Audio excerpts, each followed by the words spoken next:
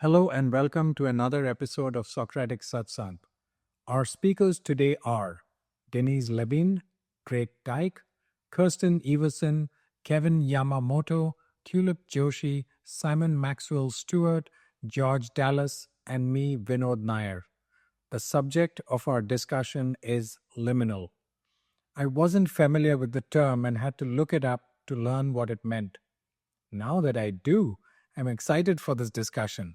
It looks set to be both enlightening and powerful. So let's get into it. Liminal was suggested by Simon. So over to you, Simon, to introduce and begin our discussion. Over to you, brother. Cool. Thank you, Vin. Cool. Yes. So today's topic is liminal. This is something that is kind of increasingly becoming near and dear to my heart. It's something that I'm trying to kind of think through its kind of implications in philosophy. So as it's like maybe not the most well-known term, I'll kind of like start off with the definition. So comes from the Latin of lumen, meaning kind of like a threshold, but kind of commonly understood as kind of something that exists between states, and can quite often imply this idea of like transitorily moving between states. So that like quite often in the idea of in the kind of definitions that people often are working with, it has a sense of like moving between states. I think like it's not to be confused with something like centrism or just kind of general vagueness. I think it's definitely something much more radical than that, at least like to me, like how I've been kind of thinking about it. And like an analogy that I kind of like think about a lot is just kind of like kind of quantum logic, right? Like where things can both be in two states at once kind of thing. Um like the reason why this has kind of been coming up for me is and kind of why I came up this week was because last week one of the suggestions was kind of the best kind of political system, and this is for me where kind of ideas of liminality really start coming into play, where I've been kind of more recently trying to kind of think, can I actually defend the position of wanting um, a kind of in no particular order of their importance, kind of libertarian, communist, and anarchist, feminist, free market kind of political system. Basically, you know, there's a whole bunch of competing ideologies that sort of form my thinking of politics. You know, I'm suspicious of government in many ways, kind of thing. At the same time, I don't want to be in constant local meetings figuring out like sewage systems. So I want some central planning. I want kind of free markets where they make sense.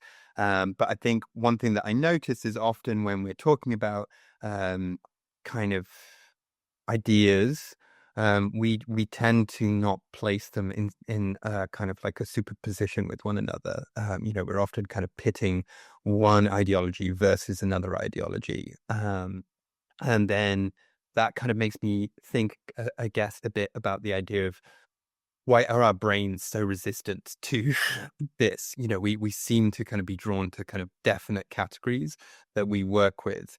And then if that's the case and that's misleading, then how are we to kind of best organize ourselves in terms of our kind of own thinking to kind of navigate between these kind of structures of thought? Um, so yeah, areas where like I think this like comes up outside of philosophy is kind of like I've already kind of mentioned physics, also kind of mathematics. And mathematics I mentioned not because we should kind of base philosophy off of some kind of like rigorous maths, but just because it's interesting in our most like formal kind of logical systems, there are still these concepts of liminality. If anyone knows about Gödel's incompleteness theorem, there's super cool ideas of kind of like, even with a consistent set of axioms, there are kind of statements that you can make within that system that you'll never actually be able to prove one way or the other, which is sort of, you know, they sort of exist in this weird liminal state. There's like extensions of that where, you know, we've got these kind of weird and wonderful different ideas that can be contradictory with one another, that we just kind of have to say, well, if we're using this branch of mathematics, then we kind of accept these ideas. And if we're using another branch of mathematics, we accept it, the complete like opposite, and we can't necessarily resolve which branch is like true or false. So even in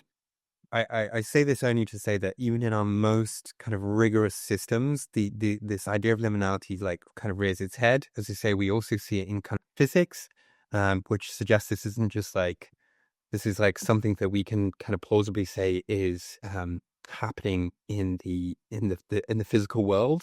And that I think the main thing to notice is that we're not very good at reckoning with quantum systems, right? Like the idea of a particle going through one slit and another slit at the same time, but still that when we measure it, it behaves like a particle.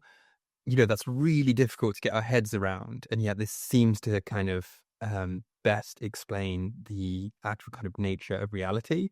The third area that it comes up outside of philosophy, I think, is maybe one of my favorite and kind of most applicable to philosophy, which is anthropology. So is there kind of the idea of, in like rites of passage, when we're kind of like forming our own identity, that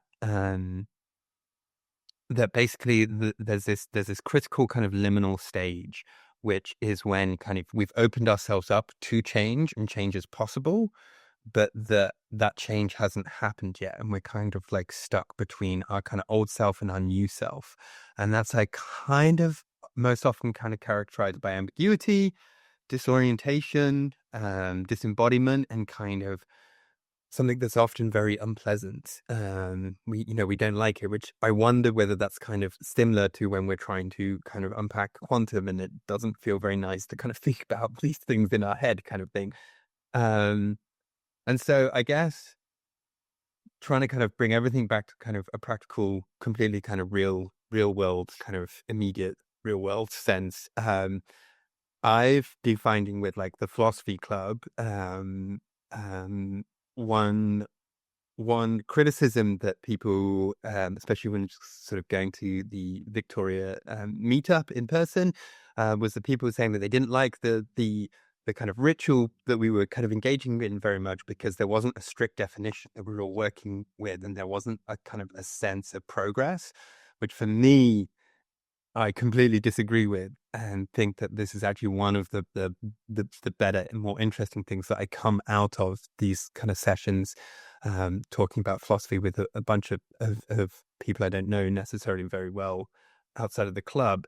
I come out away kind of disoriented, and that my ideas are kind of disembodied from what they previously was. And so, yeah, this is, hopefully that just kind of gives a bit of a flavor as to why this is a groovy topic to me. I have some questions just to kind of finish off that I'll kind of throw out towards the group. But, feel free to just, respond with whatever you're picking up on. But I guess some questions I have is like, for you guys, like, what does it feel like to stand between ideologies? And can you exist in that permanently, or is that something that we've just got to kind of like move between, and that it is this idea of kind of transitory and temporarily is like something that if we're gonna work with liminal states of mind and being, that like it's always going to be kind of like transitory. I'm also kind of interested if other folks know of kind of philosophers and philosophies that they think are kind of useful bridges between ideologies or kind of modes of thinking, and how has that kind of been constructive? How do we kind of tell apart like liminal thinking versus kind of unhelpful cognitive dissonance? Can we only get insight really from kind of like being at the limits of what we know, and we're kind of constantly having to cross these thresholds? Is that just like an inherent property of kind of gaining knowledge? And then I guess there's just like this idea of kind of like the self, in terms of like, I'm not sure if you guys know about like Heraclitus's ship of Theseus, but like if you replace every single part on a ship, is it still the same ship, kind of thing? And like, how can we apply that to ourselves?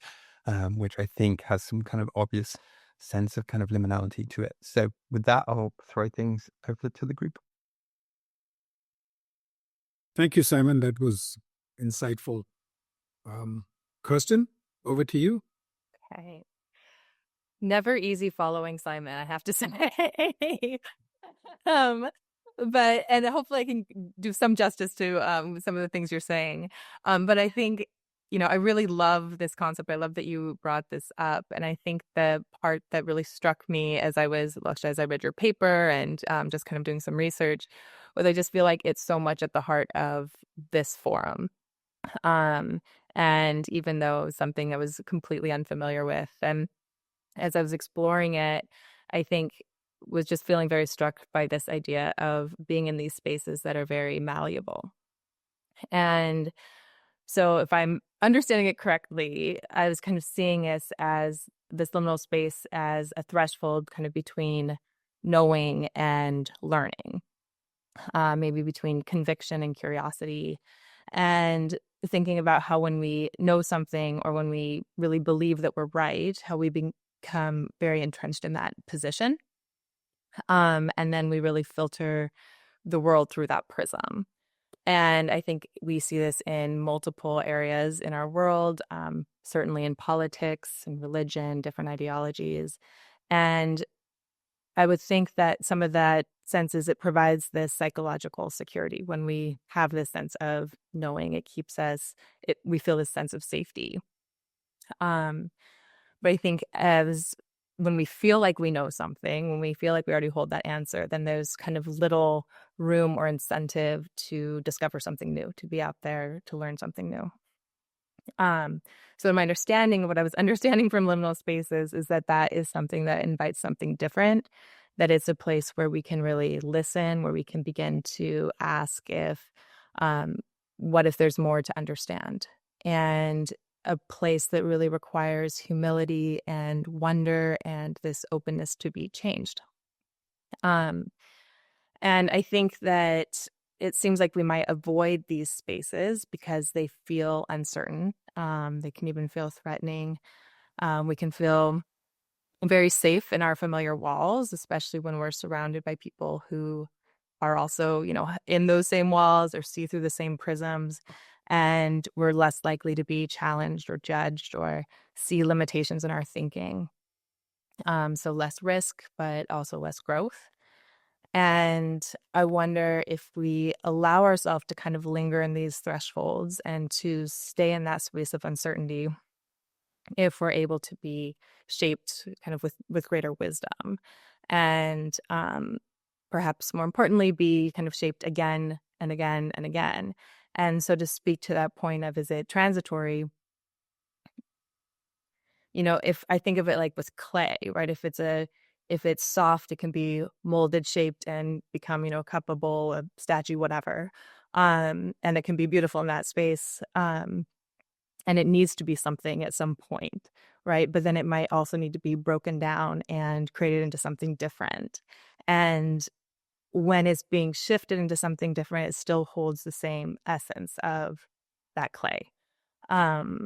So as I was thinking about this, it seems to me like there's a lot of overlap with non-attachment. I was thinking, not just to our beliefs, but also to our identity.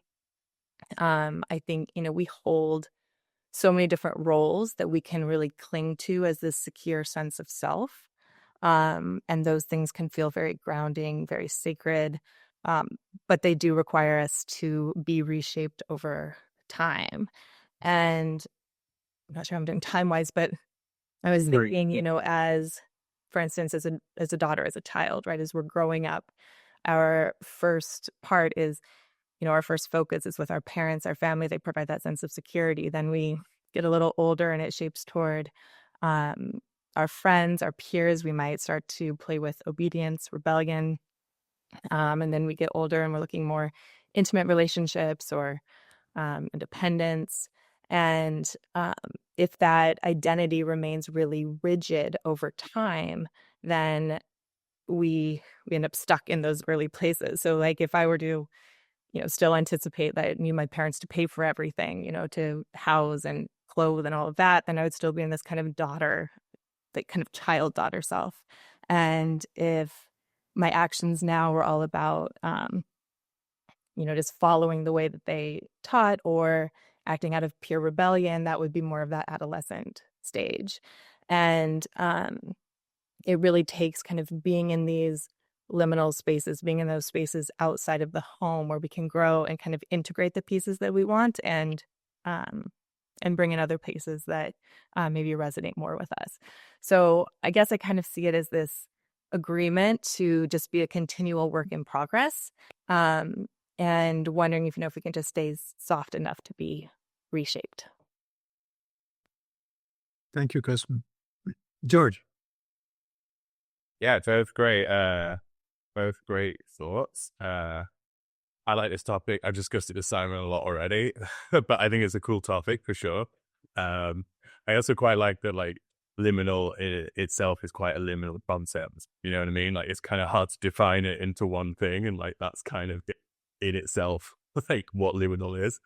And because of that, I think there's a lot of directions to take this discussion in. I think one of the things that I was thinking about when I was thinking about this is an interesting way to shape it in my mind is to think about like Hegel versus Spinoza, just to go back to like big Titan philosophers. I think that there's like that Hegelian dialectic, and that is kind of opposed to Spinoza's view of the world. And I think both have a lot of validity in them. So short rundown is that Hegel had this idea of the dialectic, but where that came from is that he said that like pure logical systems can't encompass the world, and that contradiction is always going to be present in your thought, kind of like the Gödel's incompleteness theorem. Like, contradiction is something to be like embraced and will always be the case in like whatever frame of mind you're thinking of. And so you kind of have a thesis, a way of viewing the world, and then you run into a contradiction, which kind of shows you that the way that you're viewing the world isn't quite right. And so then you have to develop that. You are confronted with an antithesis, and then you resolve the two into a synthesis. And this is like a constant process.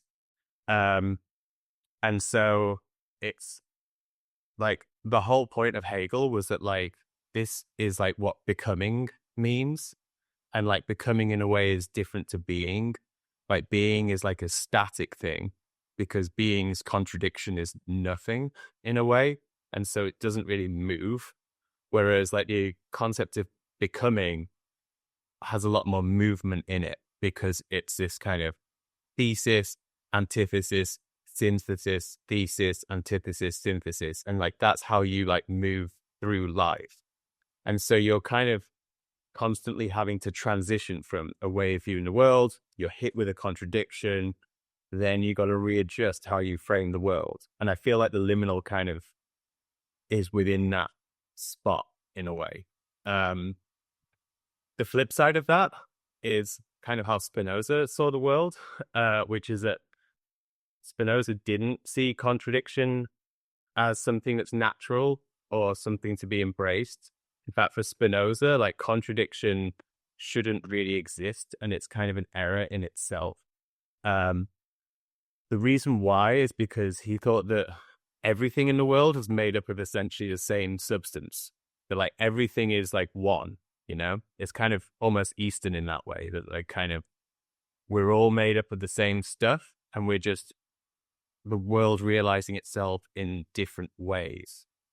And so when you view the world, it's just that you're viewing it from a particular angle in a particular lens, and someone else is viewing the same thing from a different particular angle from a particular lens.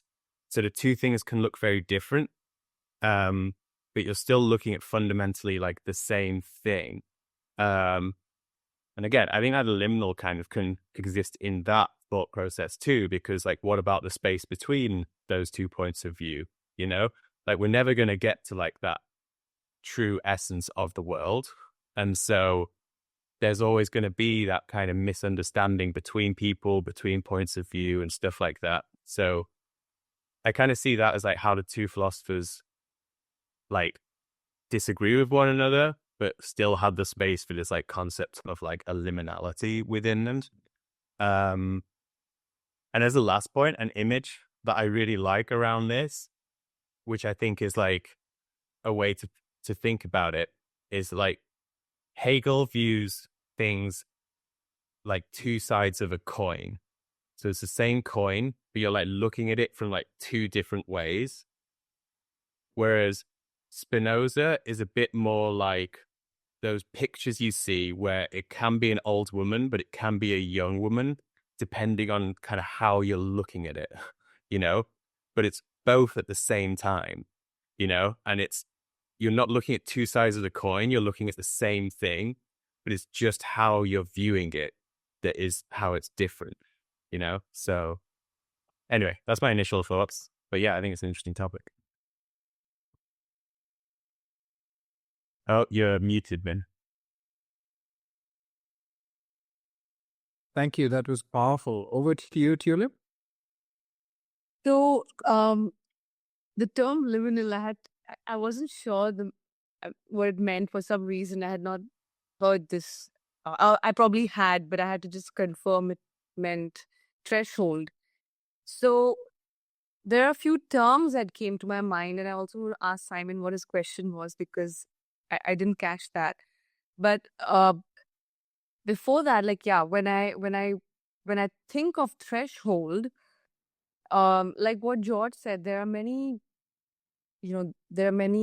parallels to the word to the term threshold. What comes to my mind, for some reason, the Big Bang, 2, birth,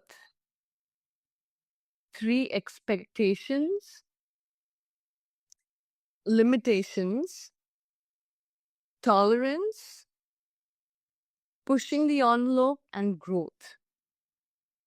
So these are the terms that come to my mind, and that's it.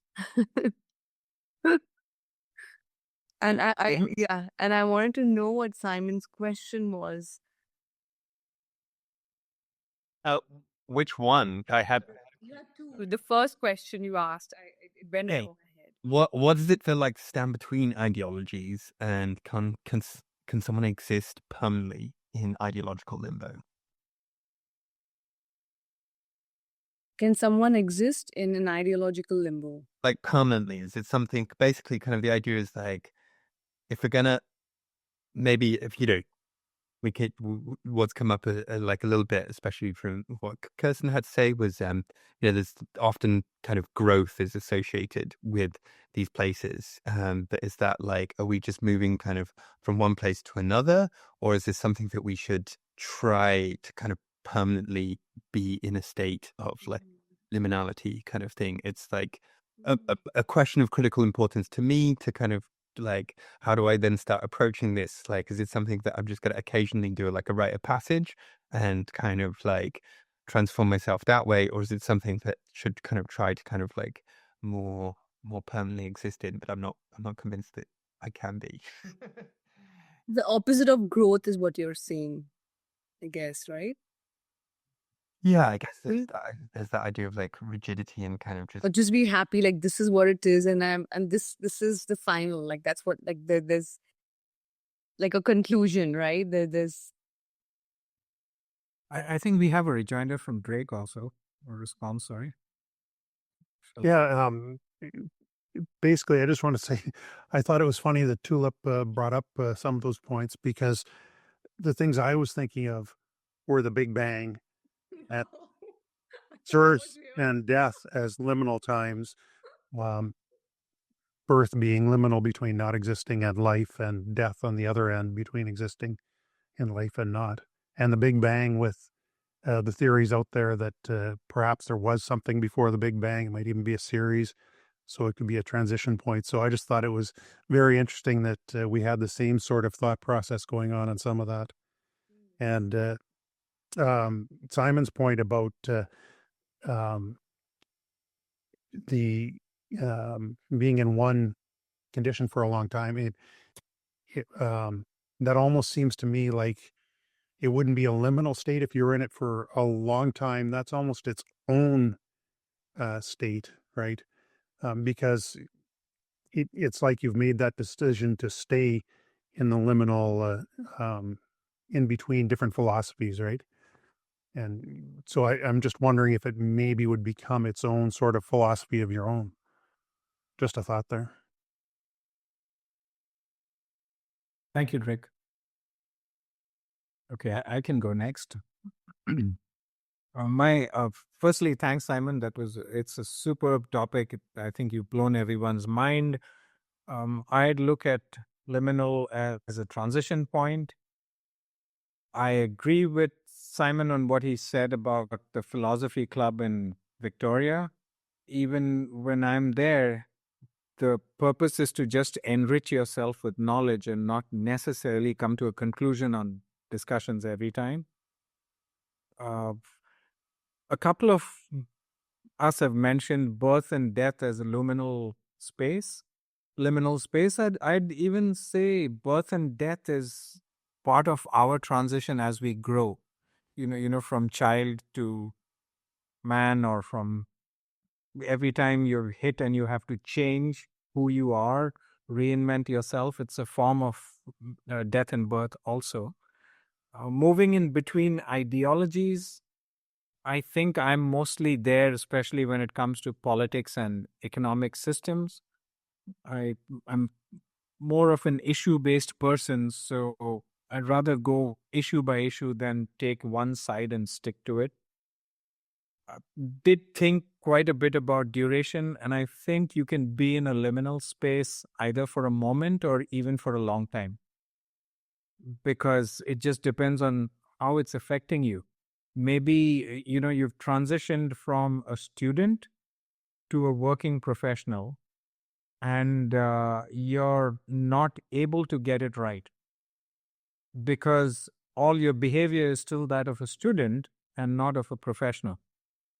And that space before you transition, before you realize what's going on while you're still being hit, this could even happen in a bad relationship or just in a relationship when you have to evolve. So I believe it could last longer times. And questions that come to my mind are, what is the role and influence of emotions in liminal spaces? What is the baggage that we enter or we take with us when we go into a liminal space? We would carry our fears with us. We'd carry our biases, our ideologies. What is it that will be useful to us in a liminal space? What are the tools that I think would really help when you're in a space like that? I think humility, like Kirstyn said before, openness, mathematics, I love it, intuition. These are things that would really help. And I'd say most importantly, having a sense of values so that it acts like some kind of compass when you're confused and helps you find a direction. And one more question I have is, when you're in a liminal space, if you're taking advice or opinions, who should you take it from? Is it someone who's been there, done that, someone who's sharing the space and the same issues with you, or is it someone who still hasn't been hit by it? These are questions, just my thoughts. Over to you, Simon. Oh, I just wanted to just point out that it was pretty funny, the autistic person describing math as an emotion. So that's Yep, true that. Denise, over to you.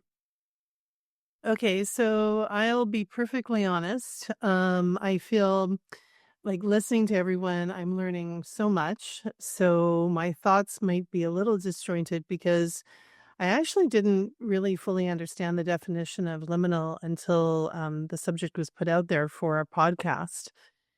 And I mean, I've certainly experienced that space in between so many times in my life, but not to the nth degree around life, death, and so forth. But I see life, death, and rebirth um, more in a place where they're just symbolic of what we go through in our life. And so definitely been in those spaces where, I'm not who I was, X amount of time ago, but I'm also not exactly sure who I'm becoming. And being stuck kind of in those two very different truths at the same time is quite interesting. I do agree with Kirstyn very much so that it can feel very disoriented, like the ground is kind of shifting under your feet. But I also find at those times that's where some of the most honest and important inner work tends to happen. I do pose the question, is this just a natural evolution of a human being, or is it just, could it be based on our experiences, or is it an unconscious situation that is happening? And I think about things that kind of factor into this, and obviously timing and life experience, and think about, again, who I was at a younger age. Um, but does it take a certain amount of lived experience to recognize that maybe when we were younger, we were a little bit more stuck or confused? But then in later in life, with more experience and so forth, we start to see those moments as invitations to grow and to shift and kind of realign with something a little deeper.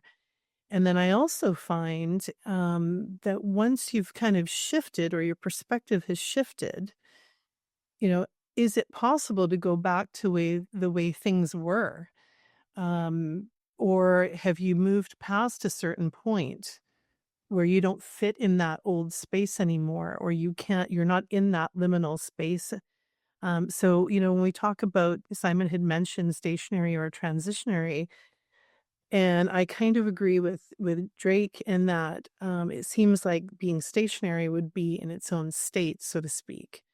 And then the last thought I have on this is really the idea of comfort. Clinging to our routines and our roles and our beliefs and societal conditioning and so forth. They feel very familiar. So, um, is that the zone then when you start stepping out of that comfort zone where the transformation starts to begin? You move out of that liminal space. And neuroscience definitely backs this up. Challenging ourselves, breaking patterns, trying new things, and being okay with discomfort actually strengthens the brain and builds new neural pathways.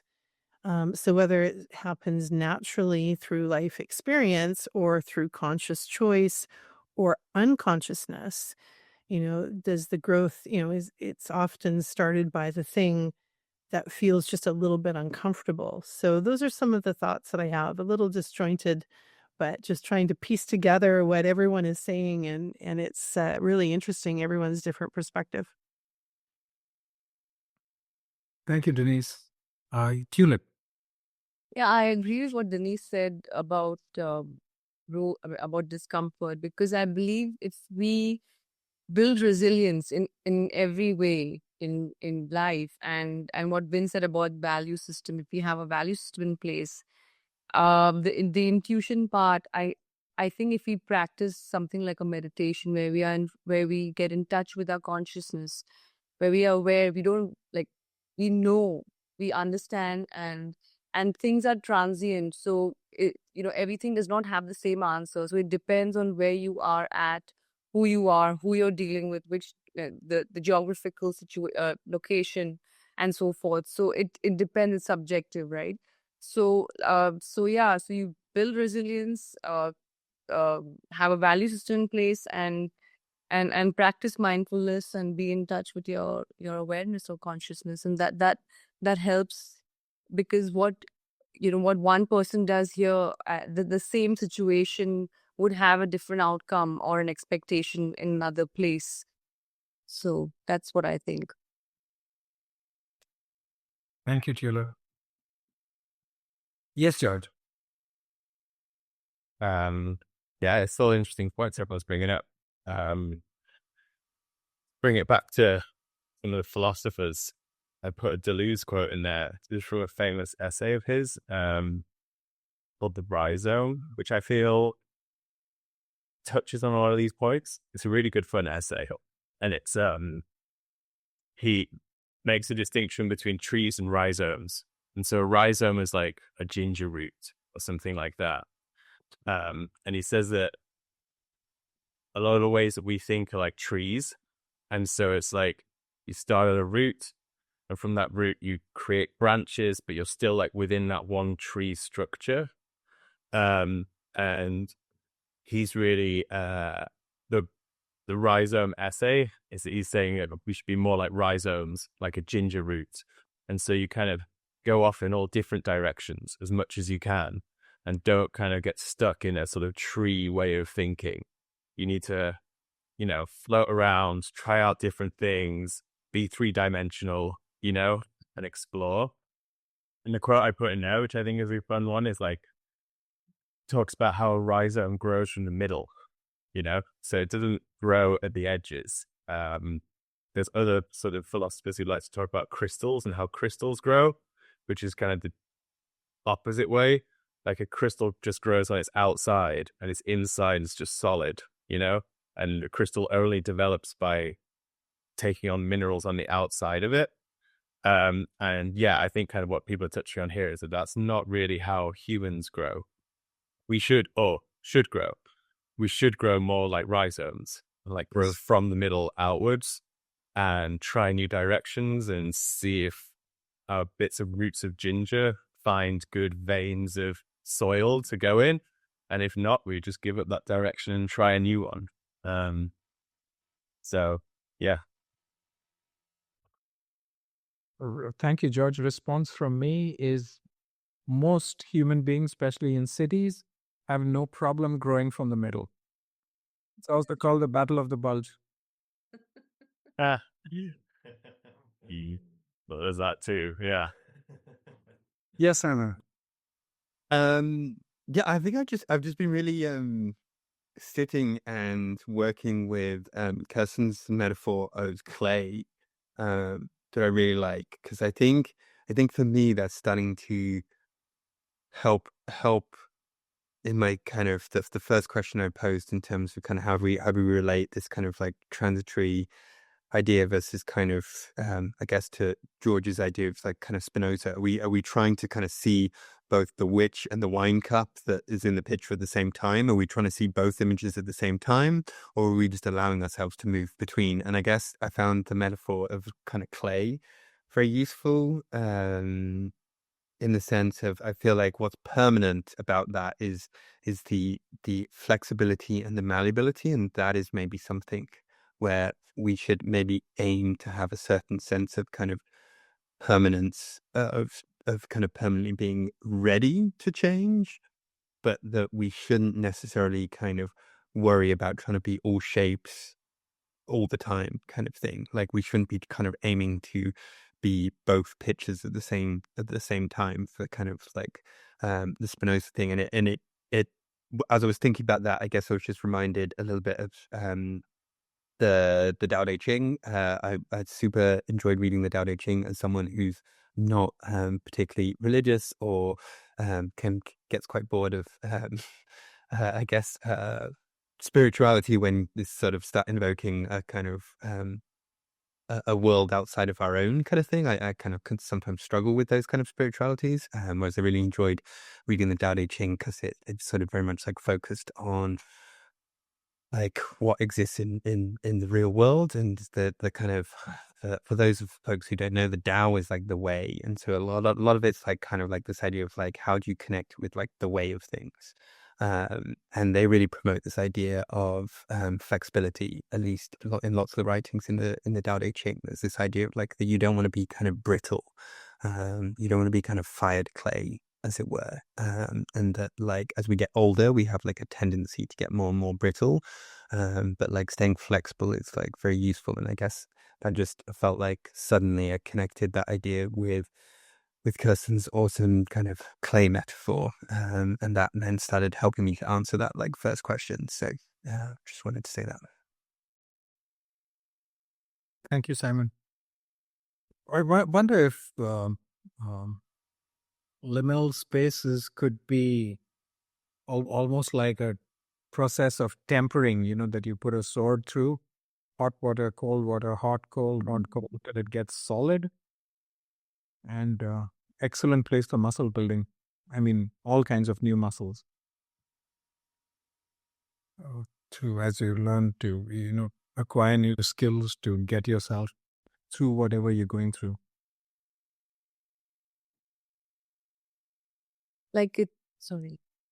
Go ahead, Like it's what George said about how, like two sides of the same coin, because you could see that you could view the same topic as whatever and say and play the victim, or then like you're saying, you build muscles and get strong and come out of it or come on top of it. Yeah.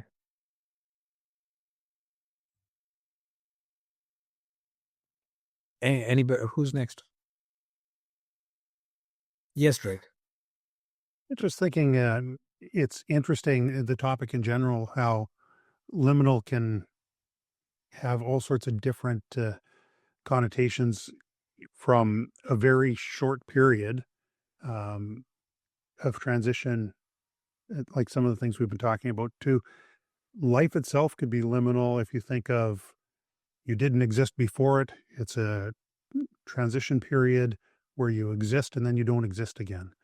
The Big Bang that we brought up, again, it's another, and these are huge scales, yet we can go down to such fine things with liminal too, as we talked about some of the things transitioning between different events, right? So I just find the whole thing so all-encompassing, and there can be a whole series of liminal events in the liminal event of life, right? And there can be a whole series of liminal lives in the liminal time that the universe exists. It's almost like the Russian nesting doll idea, right? We can look at liminal in so many different ways. It's just fascinating. That's all I had. Thank you. Oh, George. Yes, George. Sorry. Yeah, I guess maybe to devil's advocate it a bit. Like I like the, it's like I said, it's a fun idea, but just to throw a alternative to it, because every idea kind of has its downsides, right? Is that I think in defense of like form and structure is to extend like the clay metaphor more, is that like if you have malleable clay, you can never create like a great sculpture, right? Because it's too malleable and it's not fired, and it's it's liable to kind of lose its shape, and that's good in one way because it's flexible, but it means that you can't achieve like a great work of art. Like you can't make the Parthenon marbles out of like non-fired clay. And that's like, I think Plato had like the image of sculpting yourself, that you are like a piece of clay and you're like sculpting your own self out of it.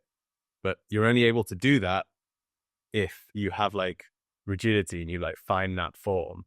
So it's not to say that like liminal idea doesn't have value, but it's the Hegelian contradiction to this idea. It's what the downside of being liminal is that you can't develop like form and structure, and there is a upside to that. You know what I mean? So thank you, George. Drake? Yeah, just wanted to come in on when you're talking about the clay being malleable and that, and you can't create a great piece of art, but art is all in the perception of the eye of the beholder, as they say. It's in your perception. So I just started out a counterpoint to that. However, I understand where you're coming from with the general concept. I just had to throw that in there. Reminds me of a story of this little girl who's hopping around in a garden, and she comes across a cocoon, and the cocoon starts moving. She looks at it closely, and it's breaking, and there's a butterfly trying to break the cocoon and get out. So she thinks she'll help, takes a little stick and breaks the cocoon open and allows the butterfly out. But the butterfly doesn't fly away like she expects. It crawls, it falls, and it dies. Reason being that breaking the cocoon was part of the muscle building of the wings of the butterfly. And because the butterfly did not get to do that whole process, it didn't build the muscles, and then it just died on its own, which probably helps answer my previous question of who you should ask for help. Ivan, you had something. Yeah, I really appreciate the complexity that George like brought in there, because I think that is definitely the bit that I struggle with in terms of just like trying to relate to these ideas and kind of trying to kind of have the rubber meet the road exactly in terms of just like applying these ideas in a meaningful way in my own life, in the sense of like, yeah, I think I guess I've like approached it a lot from kind of ideologies, and like I definitely I think I've like mentioned it before on the podcast, but I kind of like really agree with like Zizek in like lots of his ideas of like ideologies, but especially in the sense of like we can't just like inhabit this kind of like space above ideologies where we just like kind of go like, oh, I'm not going to have any lens on the world. I'm just going to kind of like see the objective kind of like reality like behind ideologies. Like that kind of for me misses the point. Like there's like an inevitability and a temptation of them that is like too tempting. We just like it's and not only tempting, it's like it's how we make meaning in the first place. Like we kind of have to, I think, to kind of go back to the clay metaphor, like we kind of have to like fire ourselves from time to time kind of thing. And then maybe this is where the metaphor like breaks down, because like it seems like then we also like if we're not works of art, right? Like we don't just kind of like make ourselves pretty and then we're just done kind of thing, because that would be awesome. Or like I guess some people do, and that's also like fine. Like maybe you're just like cool, like this is a good state to be in, of being useful, of being good, and I'm just not going to worry about kind of adapting to new challenges that life brings on. But it does seem like life is like fairly dynamic in a way that like what we demand of a piece of art doesn't necessarily kind of like have to be, although I'm sure there's probably a whole interesting conversation about art and its like dynamic nature that like we can probably like happily go down kind of thing. But like, yeah, I guess I really think that this is the inherent tension of kind of applying kind of liminality, if we want to like our own lives, is this sense of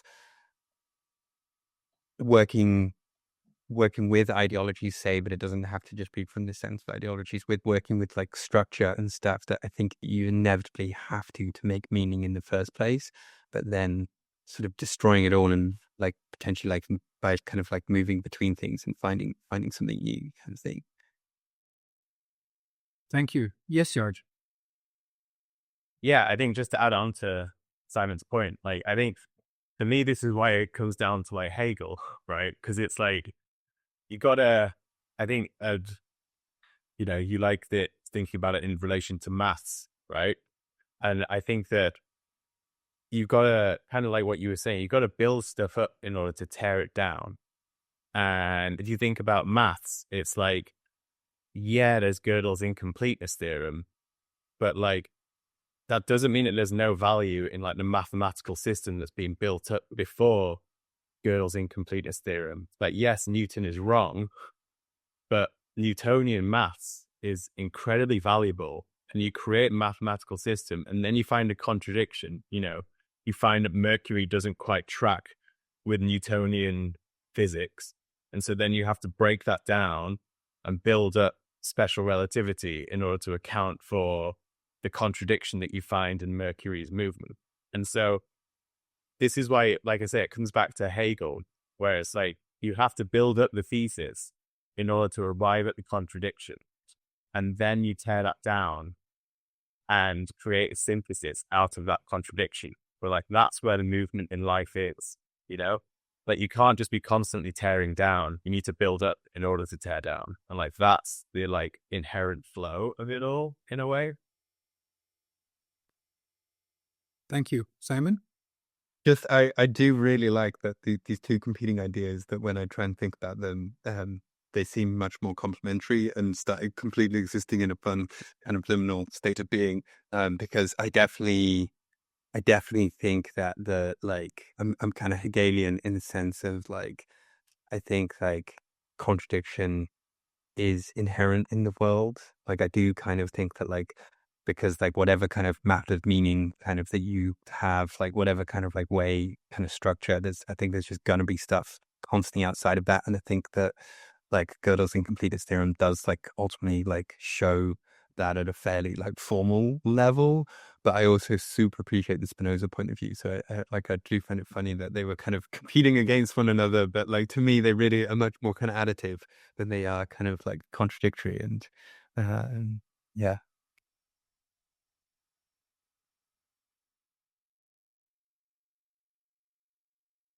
One tool that I've used quite a bit for my autism is this concept of having bedposts.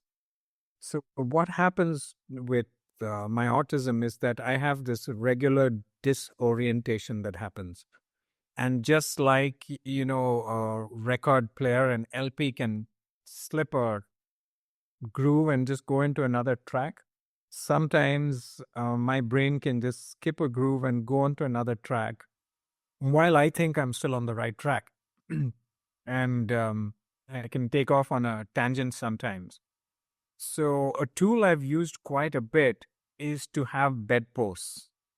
The concept of bedposts is that just as your bed has these 4 posts, you have people who are your bedposts around you. And these are people who you consider absolutely reliable, solid people. They may not be solid in all areas, but they're solid in an area that's specific to you. And so you bank on them or their point of view sometimes when you think you're going a little too off track. And these bedposts, you give them the authority to be able to say, hey, stop. I think you've gone off track. And when one of these bedposts tell you that, then it helps you just reel back in and say, okay, maybe I missed something here. So I believe that could be extremely useful as a tool, even in liminal spaces for regular people. Yeah. Those are my thoughts. That's good. I think they're good. Right, a few of my bedposts are on this call. You know who you are. So, yeah. Okay, before I hand over to Simon to give us a small conclusion, I'd just like to say I loved the subject, loved the discussion. It was so enlightening, learned a lot, and also learned not just about the concept, but what to do in such spaces. An action plan as to how you can move around when you're disoriented or when you're out of sync. Thank you. It's been an absolutely brilliant discussion. And in fact, from something Simon said, I've got a suggestion for next time's topic. So I'll loop around to that once we're done here. And if no one has anything else to say, I'll hand over to Simon to close up. All right, thanks, Finn. Well, yeah, I think this has been really fascinating. It's definitely helped me kind of like move my ideas forward. I think like one thing that really came up really strongly was this idea of like growth and how we like move and adapt, but with form. And that like that it seems like all of us kind of did think that like this is quite a kind of an interesting kind of state of being to kind of reflect on in terms of how we like move through the world. And that, yeah, I think I'm gonna like definitely keep on thinking about this like idea of clay, and that, especially, also this idea of kind of form with, kind of yeah some I think I'm gonna also go look at read some Hegel and read some Spinoza, because I think that's seems like they gave birth to some really interesting ideas of kind of how liminality can exist in even kind of contradictory ideas that are kind of competing with one another, and can exist in both formulations of those philosophies. So I super appreciate everyone's inputs. Thank you, everyone. Looking forward to another beautiful session next time. I think our next session is going to be on May 22nd, 7 p.m. Okay. Thank you.